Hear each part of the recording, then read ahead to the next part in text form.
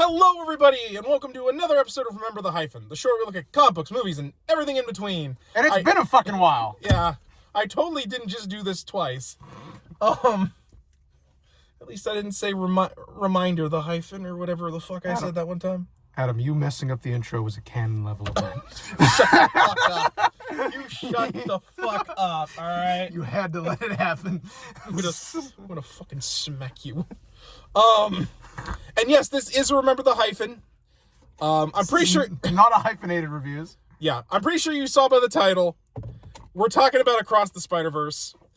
And we saw it yesterday, for full disclosure, so this has been I've seen it 4 times. Well, he's seen it 4 times, I've seen it once, but it's been in 24 hours at least since we saw it.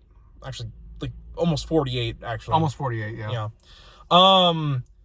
So it isn't we're super fresh, but I also was I am. Well, you are. I am. But I also was the original time we reviewed the first Spider-Verse, which is also our first episode. Well, first episode if you count season 0 as a season. And it basically was what got us doing what we're doing today. So this has to be an episode of Remember the Hyphen. Also because I don't think there's no way we can do this in a hyphenated sort of fashion because we're gonna gush the fuck out of this movie. However, we are gonna start with at least trying to do non-spoilers for a few minutes. You're talking about I haven't done any spoilers. Well, yeah. Yeah.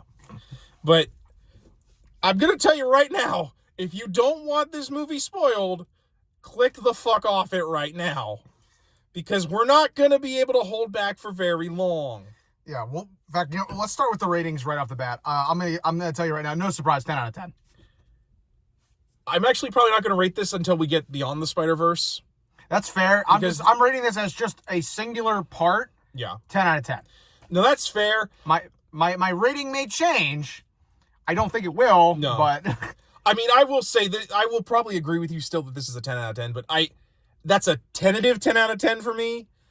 More just because this is technically part 1 of a part 2. Even though... Because originally these both were called Across the Spider-Verse Part 1 and Part 2. Yeah. Or something Part 1 and Part 2. No, yeah, you had it right. And then the title was changed for the second one to Beyond. Yeah, to Beyond. So, like I said, I'm going to wait and give a full-on honest rating because I just don't think that's fair.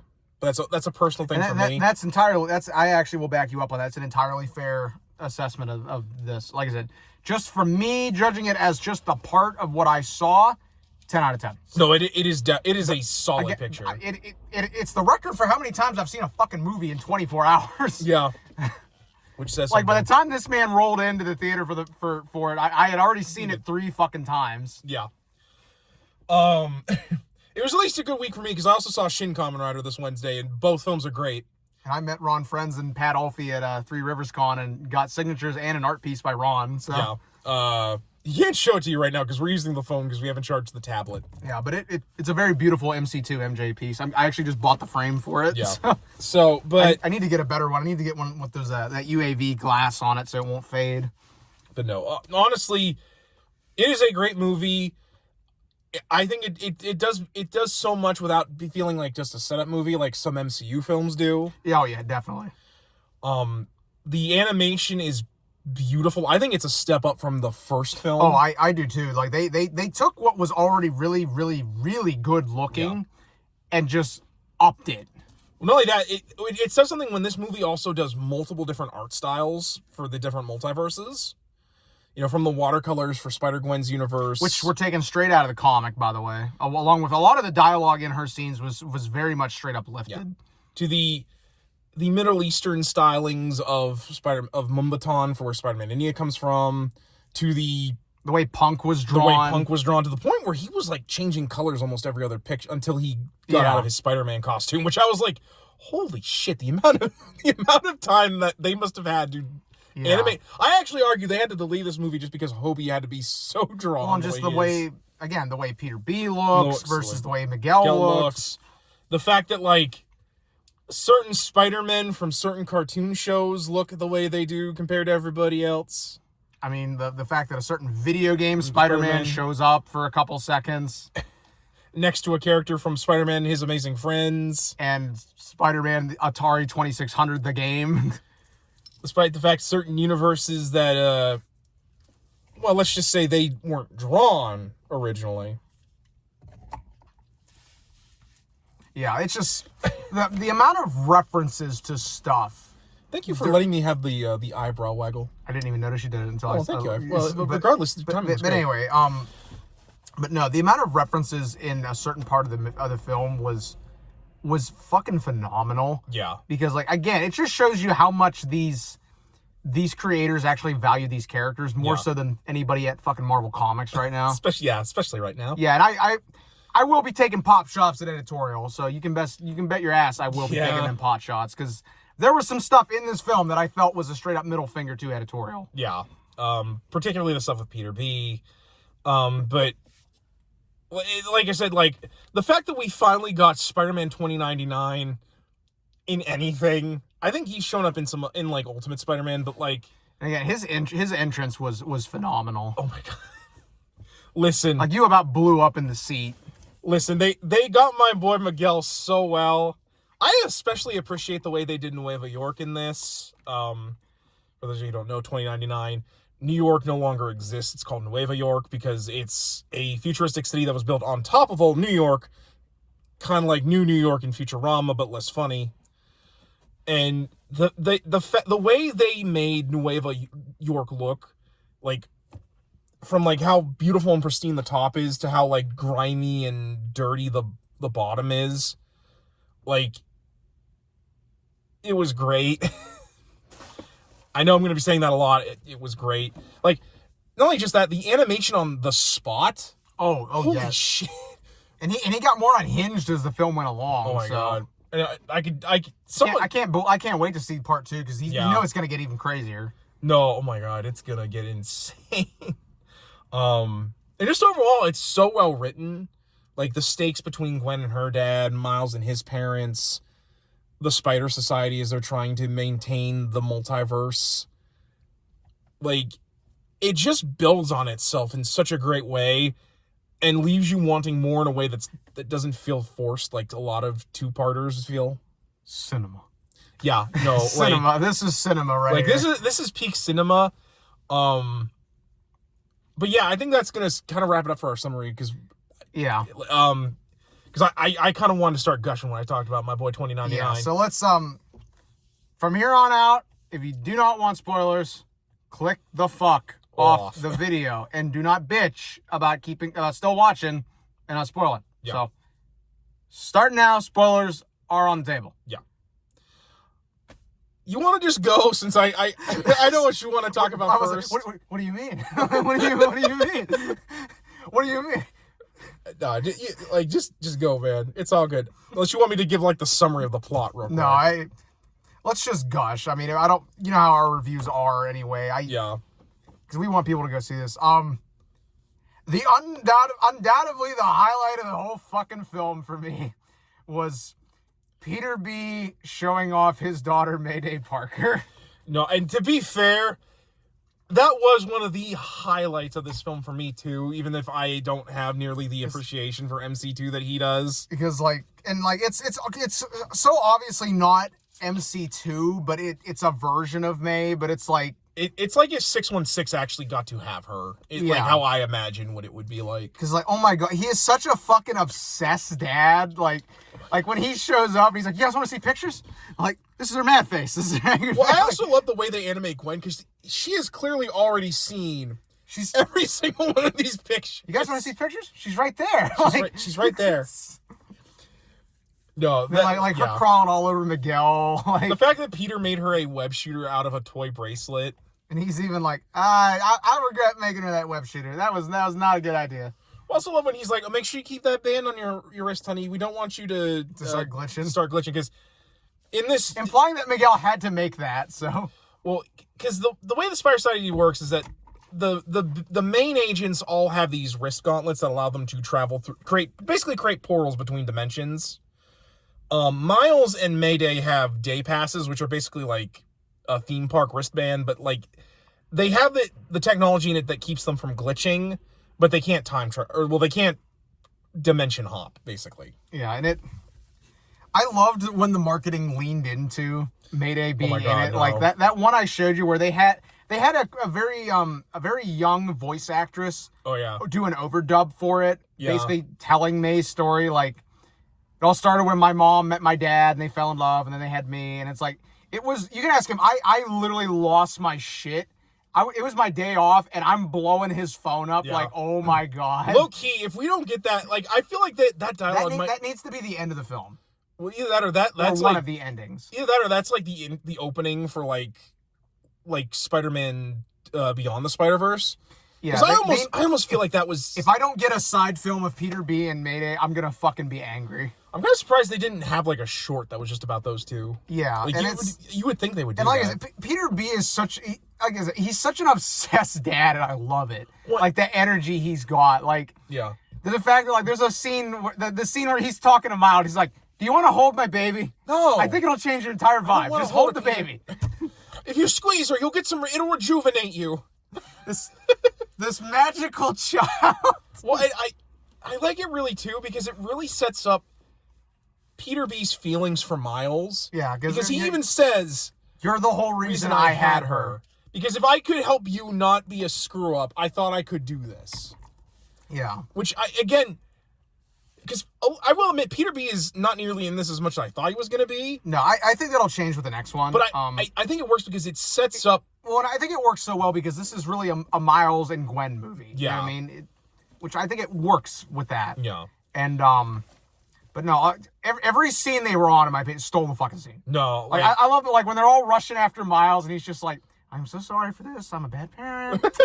I also love whenever she knows Peter's going to suit up, she has a little, like, crocheted hat that MJ made for her that looks like a Spider-Man mask that she slips on her face. And I'm like... Which, again, I am waiting for someone on Etsy to start selling those because I will fucking buy one. No, I will buy that and that will be my new hat. Will.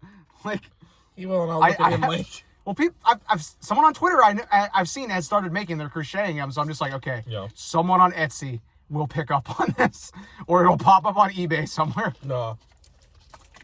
Like I said, man, one of my favorites was the chase scene where like they're running after it, and Peter's like, "Miguel, can you get a picture? Can you get a picture of us? It's her first chase." and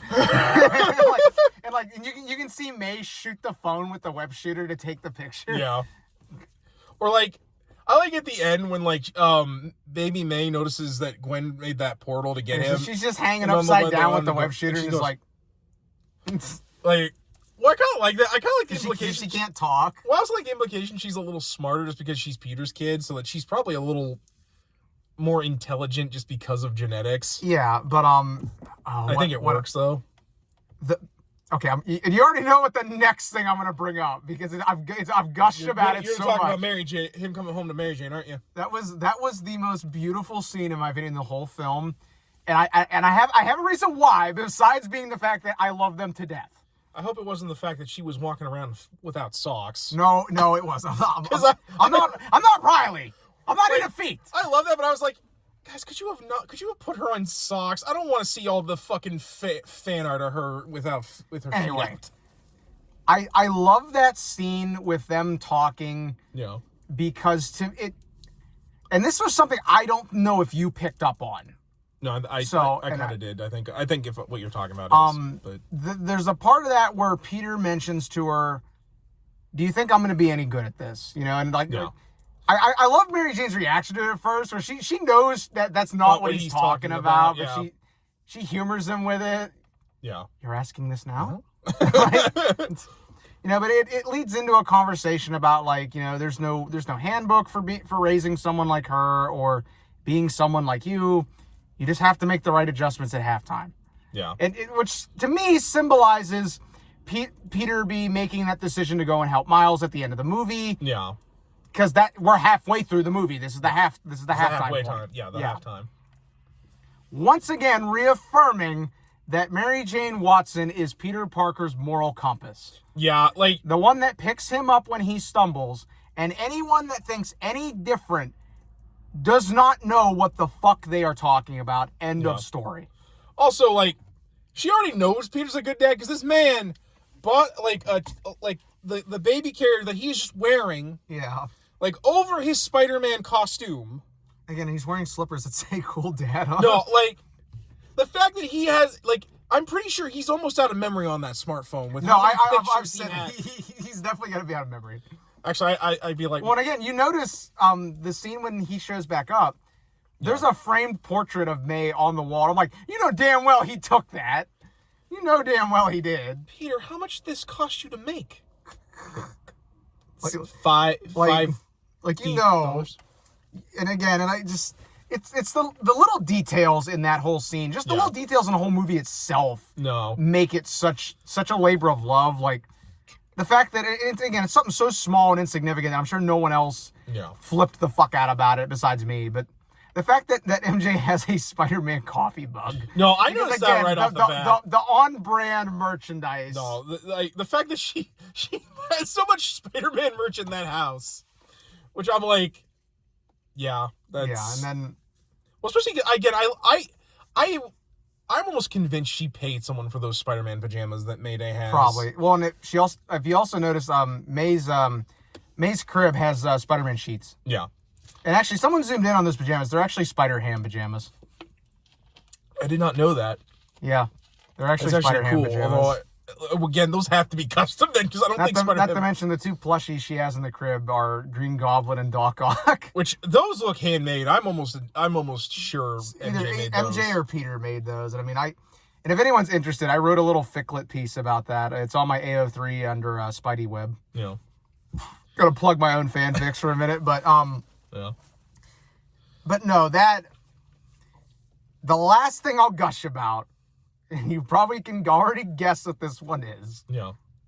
After all the bullshit I have dealt with for the last year in fucking ASM, and emailing the editor, and fighting with them on Twitter, getting blocked by fucking Dan Slott, which, yeah, I wear that as a badge of honor. He can kiss my ass. He printed out the banning and put in a picture frame. Listen, then he unblocked me to come at me for something, so I blocked him. Felt like Doc Ock for a minute, like, tried to stop me. So I stopped him. Is this him? No. It was the scene when they're showing the canon events on the Web of Life. And one of them is the fucking wedding. I took that very much as the makers of the film looking at editorial and going, fuck you. No, I, like, that felt so obvious to me, that, like, kind of like that, because it's what everybody wants, and it's like literally Am I not supposed to have what I want? Yeah. What I need? What am I supposed to do? They clearly appreciate the marriage because they had Peter get married to MJ twice in this universe. Yeah. If you count Because if you look, the scene with MJ when Peter first shows up, if you look on the wall behind him, there is a big photo frame, and I'm convinced those are wedding pictures. No, I don't doubt it. Or probably either a mixture of wedding pictures and yet more pictures of Mayday. Probably.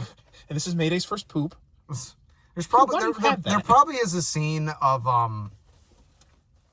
It wouldn't surprise me if they did a renew your vows thing, like a ceremony, and May was there. It wouldn't surprise me at all. But no, anyway, like I said, give me a fucking Peter B, MJ, and Mayday spinoff film, and I'll pay it. I'll watch it.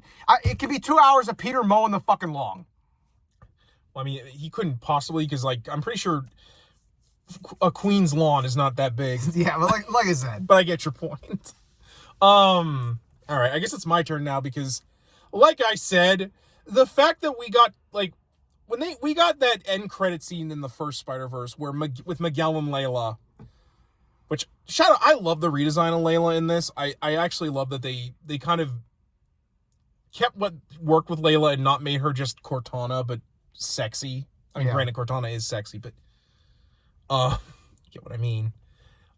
So, like, the fact that I knew he was going to show up in this movie was already exciting for me.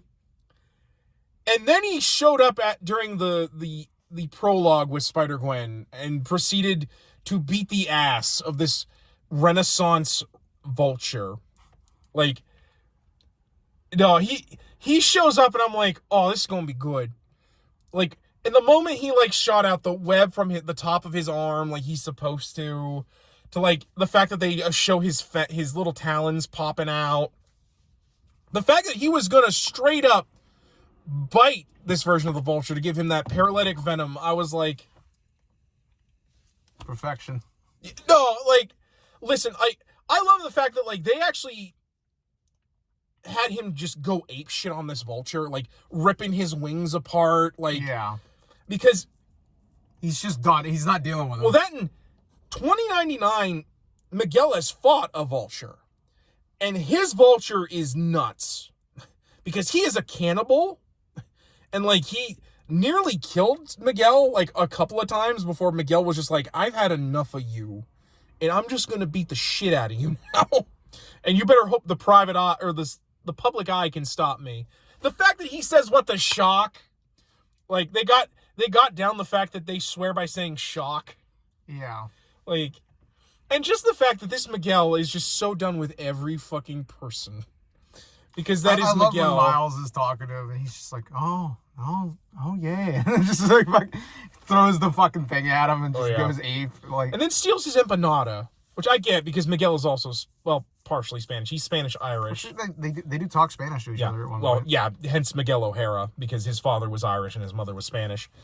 Well, it's supposed to be. Read Spider-Man 2099, that'll make sense. But, like, no, Oscar Isaac, man, is amazing as 2099. I actually like the fact that they kind of merged what Miguel looks like with Oscar Isaac's own face. Like, they made him look amazing, and also made him built like a brick shithouse. I really enjoyed the Spider-Gwen stuff at the beginning, because as someone who's read Spider-Gwen, that was, like, straight up, like, comic. Like I said, like, the color palette, the way everything looked, the way the characters looked. Yeah. Straight up was like watching a motion comic. Yeah. I also basically. I like the way when it would rain in that universe, they would make it so that, like, the paint would melt, like as if someone. That's how it is. That's how it is in Spider-Gwen. Spider-Gwen is like a watercolory. Well, yeah. Type thing. I mean, the fact that, like, it's in motion, like that it was an attention to detail that I really loved. No, and I like that we actually got to see her band. Yeah. For a brief period. Which means we got to see another Mary Jane. Since the band is the Mary Janes. Yeah. The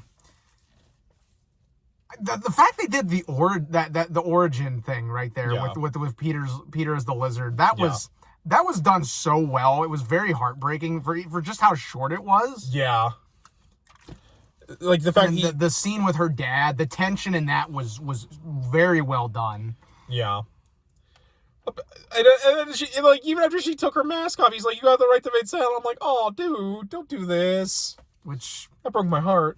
Granted, they make up at the end of it, but, like, that there's like... yeah, that hurt. No, it really did. And then, the stuff in Miles' universe was obviously really, really good. It picks up right where it left off with the other one. You know, he's been in Spider-Man like a year and 4 months. Yeah. You know, we're seeing him, like, you know, kind of having the struggle with, you know, he wants to go to Princeton University to study quantum physics, basically dimension. What was that science? Yeah, what was that quantum scientific physics? Basically, shit? I'm not good at that kind of stuff. Multiverse theory is more or less what he wants to study. You know, so there's that. You know, and he's struggling to balance, you know, his personal life and the academic life and being Spider-Man. You know, like, obviously very Spider-Man-like. Which is a very big theme, is whether or not he should tell his parents, because.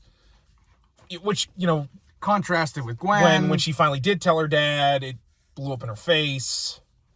And in fact, a lot of the Spider-Men are like, no, characters here are like, no, you don't tell. Yeah. Which I think is very... because I read TV tropes after we watched the movie. It's a comment on how dumbass Civil War was. Well, then, a lot of this film is about choices and the idea of whether or not if you believe something is fated to happen, should you change it? Because I noticed this a little bit, like one of the bigger plot points is they reveal that Miles was never supposed to be Spider-Man. He's an anomaly. Yeah. Because that spider that bit him was from an alternate universe pulled in during Liv's experiments at Alchemax.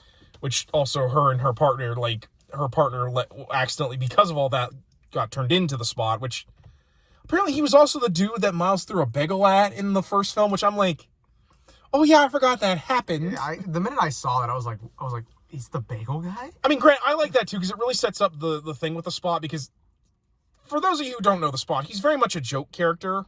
Yeah. Like, sometimes he can be threatening, but a lot of times he can't. I mean, for God's sakes, he looks like a Dalmatian man, even with his very interesting power abilities. Cow or a Dalmatian? Oh, that is very rude. He says his bread is, like, coming out of his stomach. Yeah. But yeah, he, like, basically because Miles became a Spider-Man, someone else didn't. And, like, the other thing is, like, some of these canon events, like you stated, not to mention it caused the Peter Parker Miles reality to die, which, as Miguel later says, he wasn't supposed to. If you hadn't been bit, your Peter Parker would still be alive. He would have stopped the collider. It would have never gone off. The spot would never be created. None of this would have happened. Yeah. Basically. Which, credit to Miguel, this is because he went to a universe where a Spider-Man 2099 died, or a Miguel. I don't know if it's never stated if that Miguel was a Spider-Man or not, but looking back on it, I always assumed the watch scene at the end of Into the Spider-Verse, I assumed that was a precursor to him going into that universe. Yeah. Like just from looking at it with hindsight. But basically, that Miguel had a daughter, and our Miguel, of course, didn't, which is accurate to how Miguel is. Kind of tried to just live a normal life, and what ended up happening was because the canon was disrupted, it destroyed that entire universe. And so we actually get this scene of all the people rushing out of that universe through a portal, and they actually all disintegrate, including his daughter, and you can see a very, very horrified looking Peter B in that scene too. Like he had actually tried to come and help try to fix this universe, and Hold on. Part 2. Sorry, someone was texting me. Kicked the phone off. Where's it going here? Talking about Peter, like that Peter B had tried to go help Miguel. No. Well, I also, because, like, I think the film does a good job of explaining that it might not be as bad as Miguel is making it out to be. Like, when Miles saves the Captain Stacy of Spider-Man India's world, he doesn't die, but then, like, this big portal opens up from when Alchemax was ripped apart by the Super Collider. And I think it's kind of implied that actually wasn't a cause because of Miles doing that. It was because of the spot. Especially because at one point when the collider goes off, like, Miles gets sucked into, like, the anomaly that is the spot, and his spider sense lets him see the future for a brief period.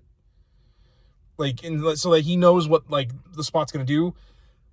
Which I argue is, like his spider sense was able to figure out what was wrong and what they needed to do. And even was telling him, you need to stop this.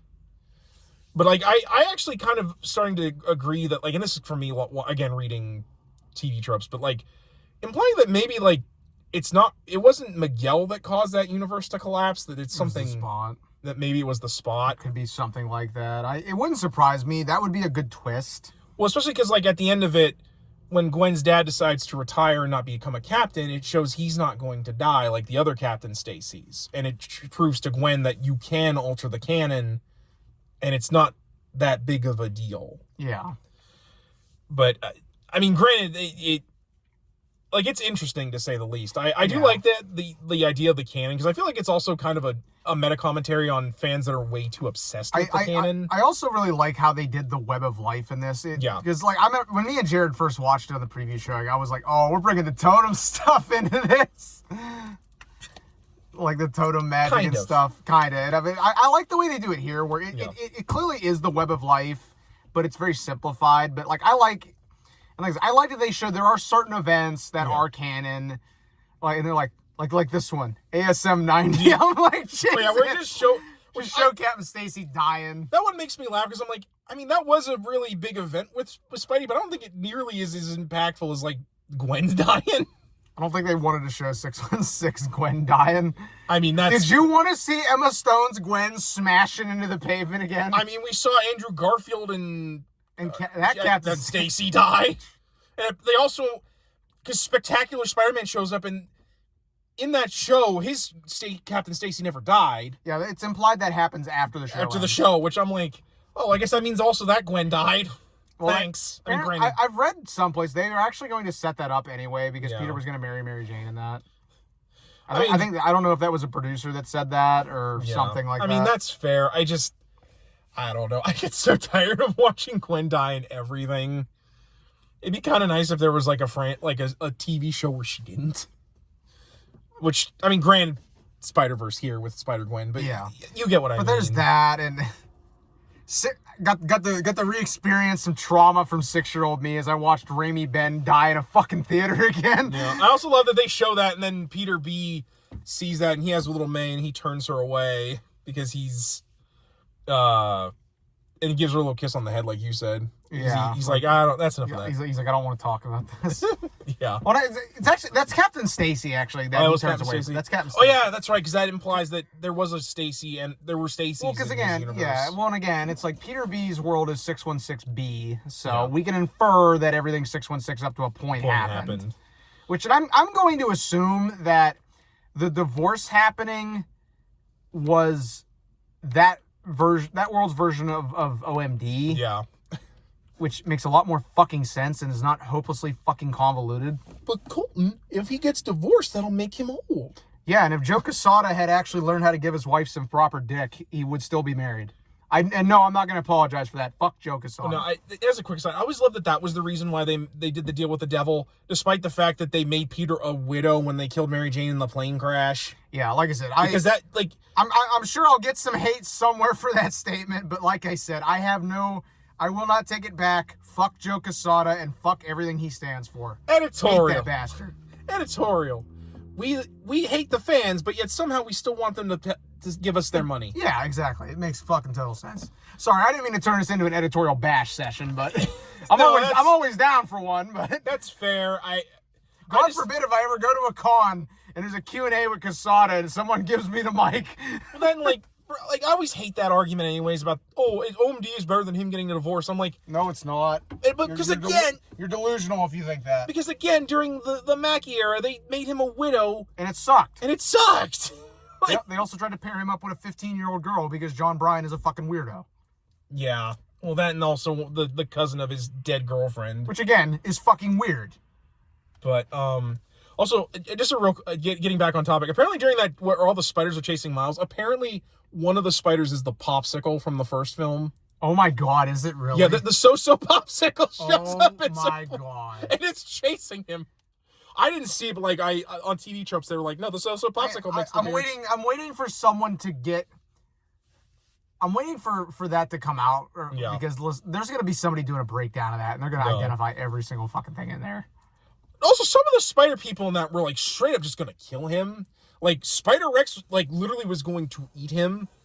And the cowboy Spider-Man, whose name always eludes me. Web-slinger, was going to just pull a shotgun that shot webbing. I don't care if that is webbing. That is a shotgun. Listen, Peter Parker was going to run him over. The Peter Parker was going to run him over. I still love they put him in there. It wasn't just the spider buggy. They put him fucking in there. Well, guess why not? Yeah, it's like I said, why not? But yeah, I do think that there are hints that I think Miguel is a little too obsessed with it, especially because he's injecting shit into himself. I don't know what that shit is either.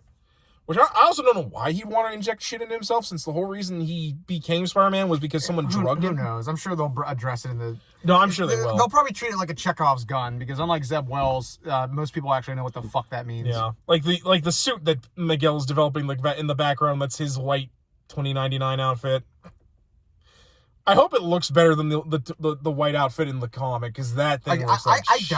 I doubt they'll use that. I think they just threw that in there as an Easter egg. I mean, I hope so, but I could see that him being I've fucking had enough of all of you.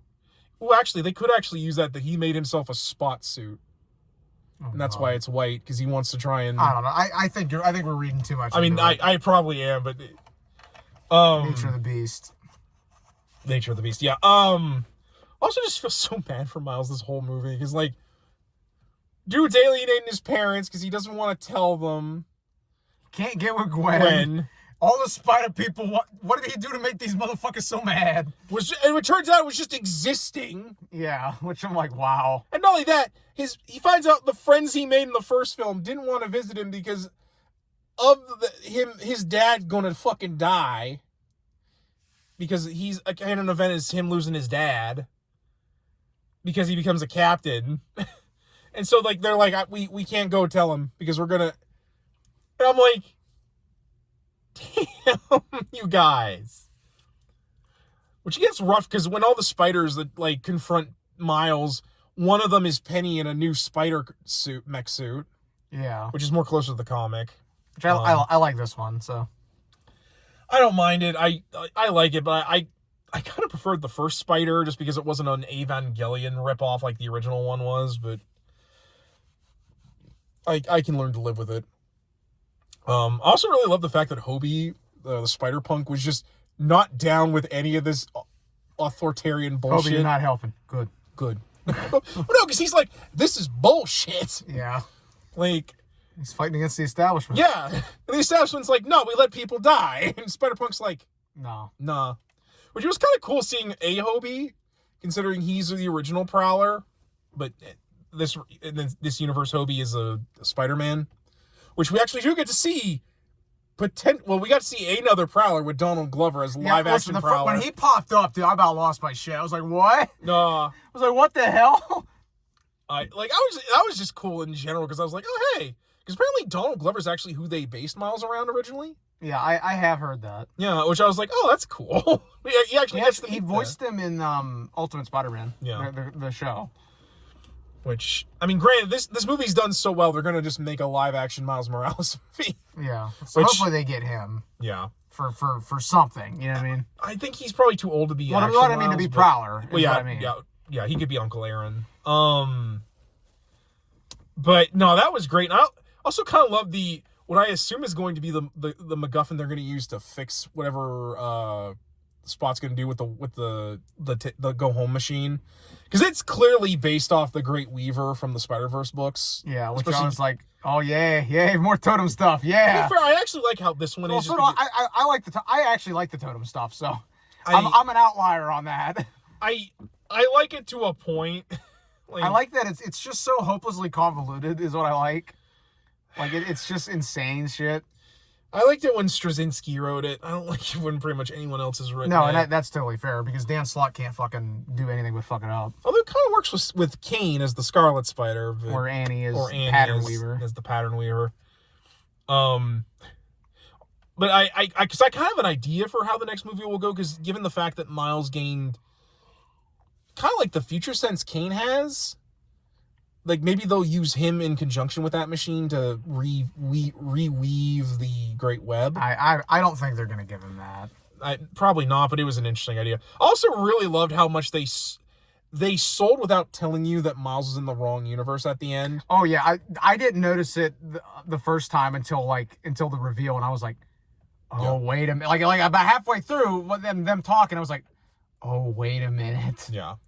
Well, I noticed right ahead when he got scanned, when he was invisible. 42. It sent him to 42 because 11/8/10. Yeah, because it sent it to, because they not 11/8/10. 16/10. Because 16/10. Yeah. My bad. I was 1/8/110 is renew your vows. I mean, she shows up. I'm terrible at numbers. I'm sorry. But to be fair, Spinneret and Spiderling do show up in the background. So there's a lot of fucking numbers involved in this. Yeah, say nothing about that nerd in Doctor Strange on Universe 19999. Who's Doctor Strange? He sounds like someone that shouldn't practice medicine. Yeah. The MCU stands are not happy. Also, Oscar Isaac apparently has a Spider-Man 2099 sweatshirt. Oh, yeah, I saw the picture of that. I was like, yo. I'm like, you son of a bitch, I want one of those. Hot Topic, probably. I don't know where it is. You can buy Hobie's vest off of Hot Topic, and I'm like, oh, that's tempting. Actually, but another thing about the Miles stuff, he puts on civilian civvies from that, and the clothing. The clothing is green and purple of the Prowler. The Prowler pattern. Because in that universe, Miles became the Prowler, which that and Rio's eye color is different. Yeah, well, I didn't notice that. The color palette's different. There's a lot of signs. Yeah. That you don't really you pick up on the second time you watch it. Yeah, but I knew the moment that I saw that 42, I was like, oh, he's not in the right universe, and also given the fact that that universe is colored in greens and reds in the rain, and which I actually love how that universe is shot to look like basically a post-apocalyptic situation, or whatever is going on, like a Fallout type situation. But when it's revealed that universe's Miles is the Prowler, and he takes off the helmet and he's got the braids, and I was like, oh shit. Well, and I don't know if you noticed this. His accent is heavier. I did because he was raised by Rio more so than Jeff. So his accent is thicker. You can really notice it when he says Morales. Yeah. I didn't notice it as much, but you do make a good point. Yeah, I know that was something I noticed the second time around. I think he's also that Miles is using more of the deeper voice that Miles likes to put on when he's talking to his dad as Spider-Man. Yeah. So I might have not noticed that. Yeah, like I noticed his accent was thicker. Also, this movie, like, even though it is a lot more serious than the first film, it is funny as fuck. Oh yeah. Like the scene where he's fighting the Spot and they get stuck in a bank and like they brought all this water to Goose. Wear this costume or the slight jab at Ned from the MCU movies where Genki's like, I'm not gonna be your man in the chair. Because granted, you think he gonna figure it out? I'm like, Miles, just fucking tell your dad that you're Spider-Man already. That or the fact that like, oh, the store owner chasing the Spot with a bat. That killed me the first time. I was like, that was so fucking hilarious. Why did I have to agree with the Spot? It's like, it's not your ATM. This belongs to the bank, and they're the real bad guys. Chasing around the store with a bat. I'm like, damn. I also was like, Spot, you're not exactly wrong. He's not wrong, but he's not right either. I do love that he was that Miles was gonna get that that. I don't know if that was an empanada in that or if it was like something else. It was a beef patty. Yeah, it was beef. Oh yeah, it was probably a beef patty. And he's like, how much do I owe this? It's free if you can get this lunatic out of my store. And then he wrecks the store. He's like, yeah, you're going to have to pay for that now. Or that scene where he's trying to get home with the cakes. Oh, yeah, that was great. I love the one where he's talking with his parents. And he's like, all right, whatever. And I'm like, oh, no, bro, don't say that. Especially because Miles' mom is Puerto Rican. And I'm like, oh, no. Like, he's going to die. I was surprised she didn't whip out the chancla and start beating his ass. We would have had to up the rating for that. I also love that, like, that one argument he has where, like, I don't even have a license to drive. That is his mom. Because we live in New York. And we don't ever intend to leave. Well, because I love that because, like, because Aaron, like, He doesn't have a fucking driver's license. At least for a good portion of his life. I mean, he does have a MJ does. I mean, he had to have some kind of license because he had a dirt bike for a bit. Well, that's different. But yeah. I know MJ does, but because MJ's from Pennsylvania. So she has a yeah, she's from Pittsburgh. No, not Pittsburgh. Middle of the state. Oh, I thought... Didn't they go to Pittsburgh? They go to Pittsburgh. No, that's the visitor's sister or her dad. Yeah, Never mind. That's her dad. Right, she's from... I can't remember the name of the city, but it's in the middle of the state.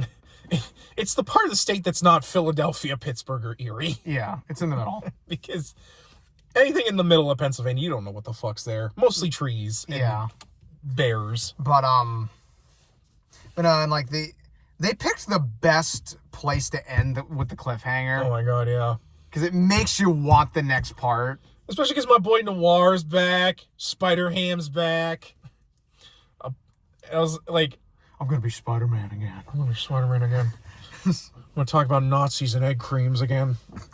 Give me the matches. I'm so happy.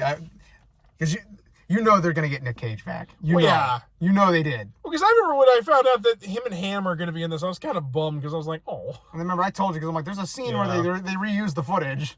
Yeah. Also, speaking of which, honorable shout out to the only person we could ever cast in this fucking role, J.K. Simmons as J. Jonah in every fucking universe.